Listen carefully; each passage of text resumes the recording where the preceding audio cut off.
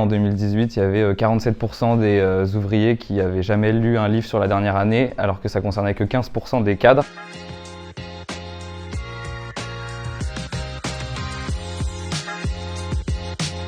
Égalité, désert culturel et jeunesse. Égalité, parce que le premier principe de Lire c'est partir, c'est de lutter contre les inégalités.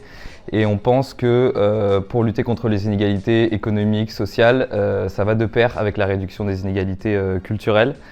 Nous, on s'occupe de vendre des livres pour les jeunes à très bas prix, donc à 80 centimes. Désert culturel, nous, notre rôle, c'est vraiment d'aller dans des zones en France où il y a très peu d'accès à la culture. Ça peut être des zones rurales, ça peut être aussi des quartiers prioritaires de la politique de la ville, où il y a très peu d'offres au niveau culturel. Et du coup, nous, on va aller dans ces zones-là, dans ce qu'on appelle des déserts culturels, pour leur offrir une solution culturelle très peu onéreuse, à savoir la lecture. Jeunesse, puisqu'on s'adresse principalement à des jeunes, on édite des livres pour les jeunes. On s'est dit que si on allait directement sur le public des jeunes, c'est-à-dire là où les inégalités commencent et s'accentuent au fur et à mesure de l'âge. On peut proposer 3 types de missions. La première, ça va être des besoins en manutention. En fait, on a un grand entrepôt où sont disposés tous nos livres et on a énormément besoin de trier les livres, les réceptionner, les mettre en carton. Par exemple, de septembre à décembre 2022, on a livré plus de 220 écoles, ce qui représente environ 43 000 livres. En deuxième besoin, on peut avoir aussi des missions un peu plus fun qui peuvent aller de 1, 2, 3, 4, 5 collaborateurs où on peut décider par exemple d'organiser une vente de livres dans une école. Ça peut être même aussi organiser une vente au sein de leur entreprise, par exemple sur une pause déj. Le dernier besoin, ça peut être tout simplement plus un bénévolat de compétences, où on a des besoins régulièrement en communication, juridique, etc.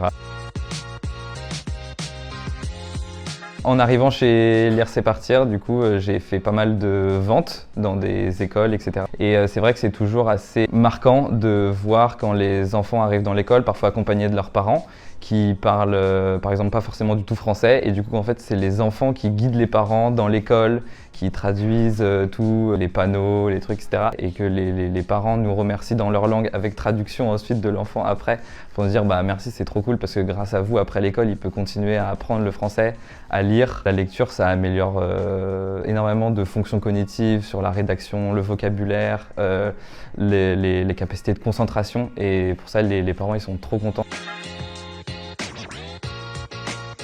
Sourire, parce qu'en fait, depuis que je suis arrivé chez Lire c'est partir, c'est vraiment quelque chose qu'on voit tout le temps, que ça soit à l'entrepôt, même si parfois c'est pas toujours facile de porter des cartons, bah on le fait avec le sourire.